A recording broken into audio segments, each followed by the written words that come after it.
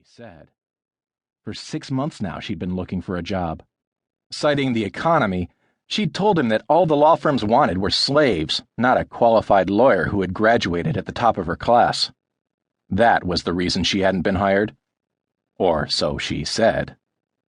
She hadn't even been called back for a second interview by any of the firms. Or so she said.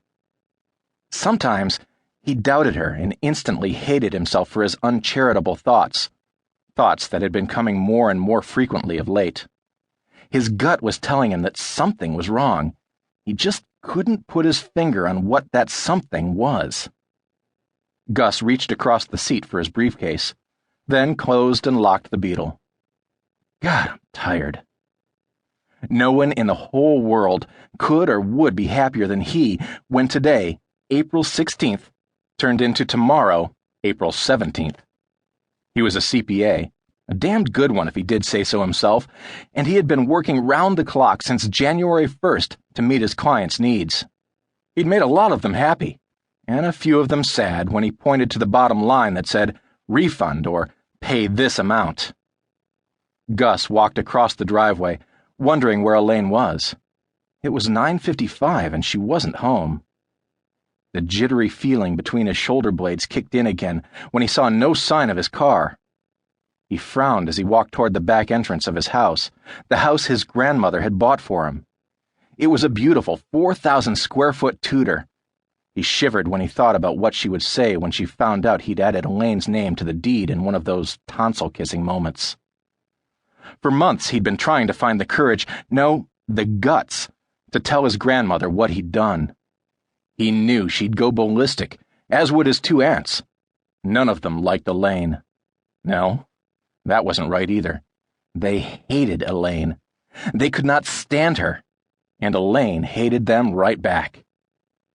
Elaine said his grandmother and the aunts were jealous of her because she was young and beautiful and had stolen his love away from them. He'd never quite been able to wrap his mind around that, but back then, if Elaine said it, he tended to believe it. With very few reservations.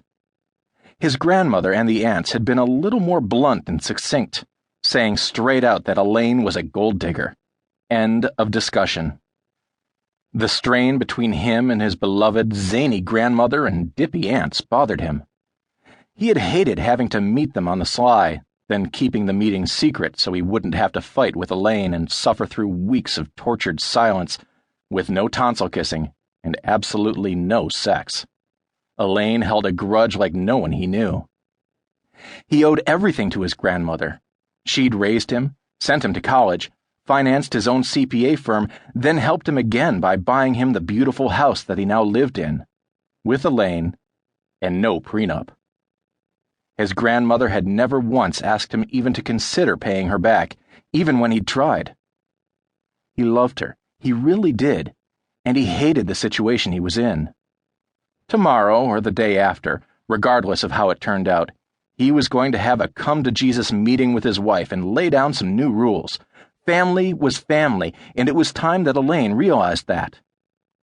Gus opened the gate to the yard, and Wilson came running to him. Wilson was the one thing he'd put his foot down on. Elaine said dogs made her itch and sneeze. Well, too bad. Wilson was his dog, and that was that. "What are you doing out here, boy?" Gus tussled with the German shepherd a moment before walking up the steps to the deck, which was located off the kitchen. The low-wattage back light was on. He didn't need Wilson's shrill barking to alert him to the pile of suitcases and duffel bags sitting outside the kitchen door. His suitcases. 6 of them. And 2 duffel bags, all lined up like soldiers. Next to the suitcases was a pink laundry basket with Wilson's blanket and toys. He knew even before he put the key in the lock that the door wouldn't open. Son of a bitch! He looked at the 100-pound dog, who was barking his head off and dancing around the pink laundry basket. The jittery feeling between his shoulder blades had grown into a full-blown, mind-bending pain. The words gold digger flitted through Gus's mind as he tried to peer in through the kitchen window. The only thing he could see was the faint greenish light coming from the digital clock on the microwave oven.